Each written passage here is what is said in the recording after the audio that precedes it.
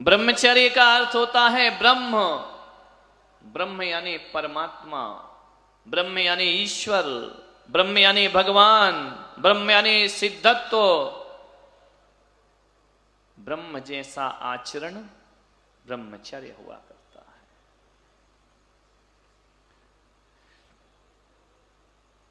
जिनका आचरण, जिनका जीवन, जिनका चिंतन, जिनका सोच ब्रह्म जैसा हो गया है, पवित्र हो गया, उनके लिए कहा है कि अंतिम पायदान है, इसके बाद मोक्ष हो जाता है। ध्यान रखना, एक बात याद रखना, काम से पैदा होना ये आदमी की मजबूरी है। प्रकृति में हर प्राणी काम से पैदा होता है। काम से पैदा होना ये प्रकृति की व्यवस्था है।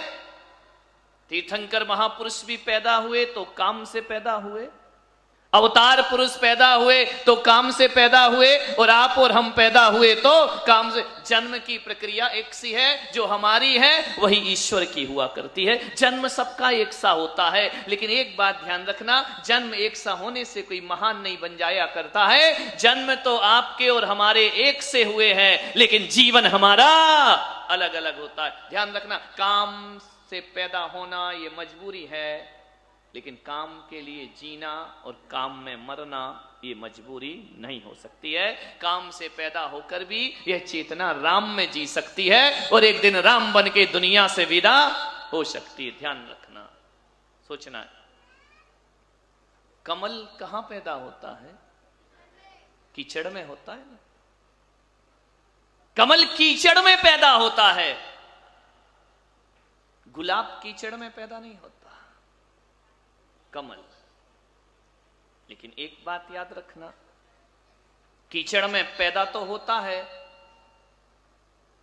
लेकिन कीचड़ में जीता नहीं है, कीचड़ में मरता नहीं है। वह कीचड़ से ऊपर उठकर आकाश में जिया करता है, ऊंचाइयों को प्राप्त किया करता है।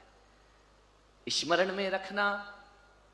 और यही बात है कि हर धर्म का परमात्मा गुलाब के फूल पर नहीं बैठा है।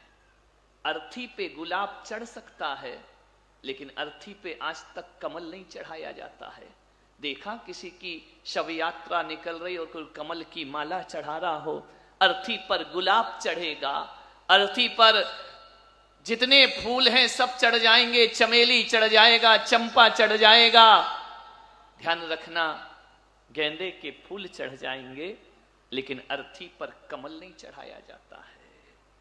विवाह होता है, कमल की माला पहनाते या गुलाब की माला पहनाते? बताओ ना, तुम्हारा एक्सपीरियंस है, मुझे मालूम नहीं है। क्या पहनाते हो? गुलाब की पहना। कमल की माला डाली किसी ने आज तक? नहीं डाली ना। कमल ऐसा फूल है जो केवल पूजा में प्रयोग होता है। कमल संसार की चीजों में उपयोग नहीं किया जाता है।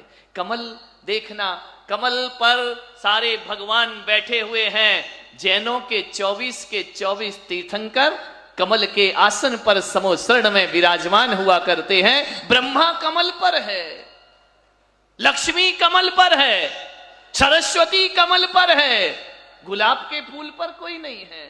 ध्यान रखना, क्योंकि कमल धार्मिक जीवन जीता है, वह कीचड़ में पैदा होकर भी ऊपर खिला करता है। आज ब्रह्मचर्य यही कह रहा है आपको कि कमल की भांति जियो। गुलाब तो शादी में भी चढ़ता है माला बनकर, अर्थी पर भी चढ़ता है माला बनकर। ध्यान रखना, मरे हुए व्यक्ति को काय की माला डालते हो? गुलाब की। ध्यान रखना, लेकिन कमल केवल पूज्यता में प्रयोग होता है। और अब तो अपना हिंदुस्तान पूरे ही कमल पे बैठा है, समझ में? पूरे ही कमल पे बैठा है बीजेपी। ध्यान रखना, सोचना। लोग कहते हैं बीजेपी सांप्रदायिक पार्टी है, बीजेपी धार्मिक पार्टी है। क्या करे, उसने चिन्ह ही ऐसा चुना है। क्या करे, वो धर्म में ही काम आया करता है, और कहीं वह चिन्ह काम में नहीं आता। कमल पर बैठे हैं भगवान। कमल प्रतीक है निर्वासना का, कमल प्रतीक है। ध्यान रखना, कमल संसार में कमल की भांति रहो, कीचड़ में कमल की भांति खिलो, कीचड़ में कीड़े की भांति मत रेंगिए। कमल कहता है देह के भीतर रहकर भी देहासक्त नहीं, देहातीत होकर के हमारा जीवन गुजर सकता है। कमल की भांति जियो। कमल बहुत आकर्षक होता है। मान्यवर महात्मा गांधी, मैं अभी गांधी को पढ़ रहा हूं इसलिए वही वही उदाहरण आ रहे हैं। बिना पुस्तक पढ़े मैं रहता नहीं हूं। जैसे तुमको अपनी बही खाते बहुत प्यारे हैं ना, मुझे भी अपनी किताबें बहुत प्यारी हैं। एक आदमी से मैंने पूछा, एक आदमी ने मुझसे पूछा, महाराज आपका साधु बन गए हो, कोई आपका मित्र है, फ्रेंड है, दोस्त है?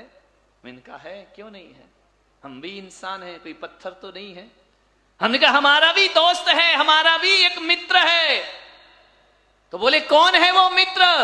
मैं पुलक सागर कहता हूं, मेरा यदि कोई सबसे अच्छा, ईमानदार, सच्चा मित्र है तो मेरी किताबें मेरी सबसे बड़ी मित्र हुआ करती हैं। किताब से बड़ा मित्र कौन होगा? एक बात याद रखना, दुनिया के दोस्त धोखा दे देंगे, किताबें कभी धोखा नहीं दिया करती हैं। किताबें तो ऐसी होती हैं, जब मैं अपने कमरे में अकेला बैठा होता हूं, कोई नहीं होता मेरे रूम में, जब मैं पढ़ता हूं तो मेरी किताबें मुझसे बात करती हैं। ध्यान रखना, बिन बुलाए भी किताब बुलवाया करती है, मौन रहकर भी किताबों से बात हो जाती है। मैं आपसे निवेदन करता हूं, 10 लक्षण पर्व समापन की ओर है।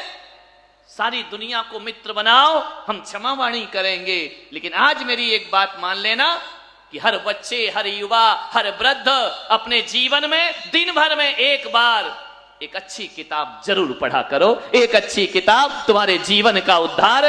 ज्यादा नहीं पढ़ो, एक पृष्ठ पढ़ो, एक पेज पढ़ो, एक अच्छी किताब जरूर पढ़ना जिंदगी में है। किताबें जीवन का उत्थान करती हैं, किताबें जीवन का परिवर्तन करती हैं। ऐसी किताब पढ़ना जो तुम्हारे जीवन को ऊंचाइयों की ओर ले जाने का प्रयास करे, पतन की ओर ले जाए। वो पढ़ना नहीं पड़ता। गाली सीखने के लिए स्कूल जाना पड़ता है क्या? है कोई स्कूल तुम्हारे इस सूरत में जहां अच्छी अच्छी गालियां सिखाई जाती हो तो एक आध बताओ। यहां 3-4 है ना। गाली बकना सिखाते हैं क्या? बोलो, गंदी चीजें सिखाते हैं क्या? अब शब्द बोलना सिखाते हैं क्या? ऐसा कोई स्कूल नहीं है। एक बात बताओ, क्या वजह है कि गाली बिना सिखाए आ जाती है और स्कूल का रट रट के भी याद नहीं होता है? ध्यान रखिए, विचार करना है, जीवन को सही दिशा में ले जाना है ना, एक अच्छी किताब जरूर पढ़ो अपनी जिंदगी में। मैं पढ़ता हूं, मैं भोजन बिन रह जाऊं, किताब बिन नहीं रहता। रात को मेरी सेवा में बैयाव्रती में लोग आते हैं, वो अपना भजन गाते हैं, वो अपनी कीर्तन करते हैं, वो कोई मेरे पैर दबाता है, मैं अपनी किताबों से बात करते रहता हूं। अच्छा हुआ भगवान ने रात में मौन रखा, नहीं तो तुम तो रात में भी मुझे नहीं जीने दो। ध्यान रखना, भगवान ने बड़ी अच्छी व्यवस्था। मैं अपनी किताब पढ़ते रहता हूं। और एक बात याद रखना, मैं किताब भीड़ में भी पढ़ूं तो भी मुझे डिस्टर्ब नहीं होता है। ध्यान रखिए।